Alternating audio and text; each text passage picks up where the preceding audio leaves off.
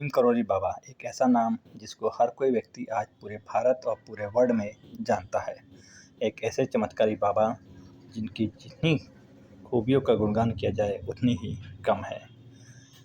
उनका जन्म 1900 ईस्वी में अकबरपुर ग्राम में हुआ था।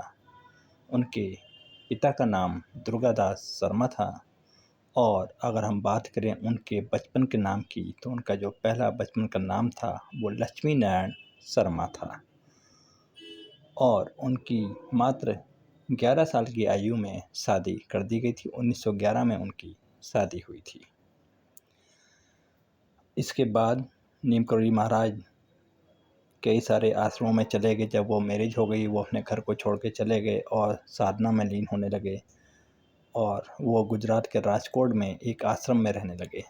उस आश्रम में महंत जी इतने खुश हुए उनकी सेवा भाव से कि उन्होंने उनको अपने बाद वहाँ का महंत नियुक्त कर दिया।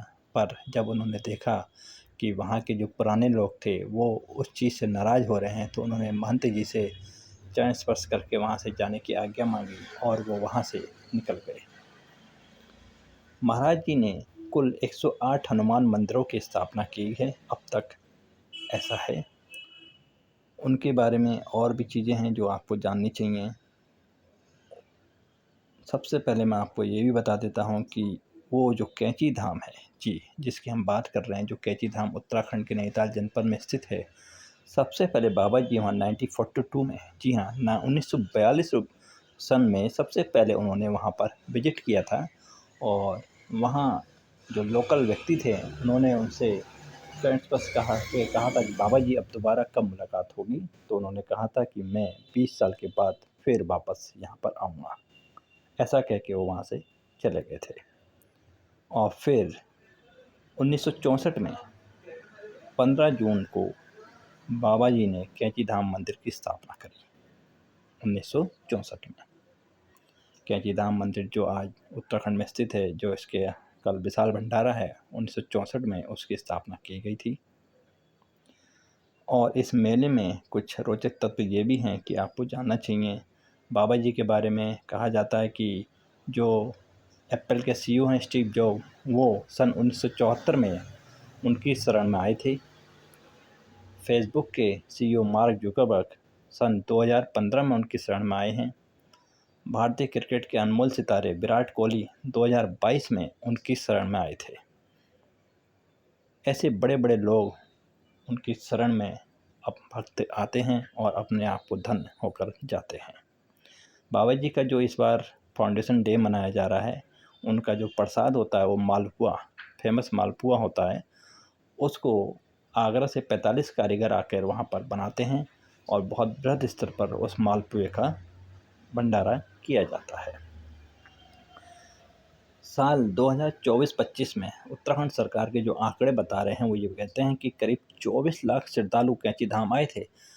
जी हाँ, सोचिए कि हर महीने कम से कम 2 लाख श्रद्धालु कैंची धाम पहुँचे हैं साल 2024 में, जो मात्र कभी 8 लाख के आसपास ही श्रद्धालु पहुँचा करते थे पूरे साल में, पर अब 24 लाख को पार कर चुका है।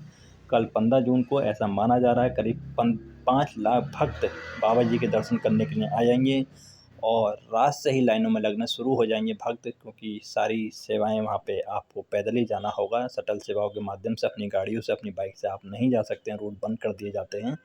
तो भक्त जो है आज शाम से ही बाबा जी की लाइन में लगना शुरू हो गए ताकि सुबह वो 5 बजे उनका जब भोग लगे तो वो अपने दर्शन करके भंडारा कर सकें।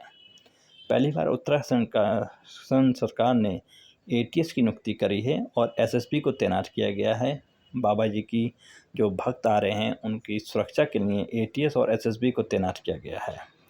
खासी बात ये भी है कि पहली बार ऐसा किया जा रहा है कि श्रद्धालुओं को सभी को प्रसाद मिल सके। 15 तारीख से 18 तारीख तक 3 दिन तक पहली बार प्रसाद का वितरण किया जाएगा, क्योंकि बाबा जी के भक्तों की तादाद बढ़ती ही जा रही है।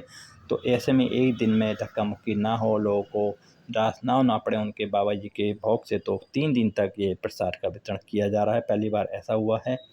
और लास्ट में मैं ये कहूँगा, सन 1973 में बाबा जी ने वृंदावन में अपनी देह का त्याग कर दिया था। तो बाबा जी हनुमान जी के बहुत बड़े भक्त थे। उनके कई सारे चमत्कारों के बारे में हम लोगों ने सुन रखा है। तो बाबा जी वाकई में बाबा जी हैं। और नीम करोली बाबा की जय हो।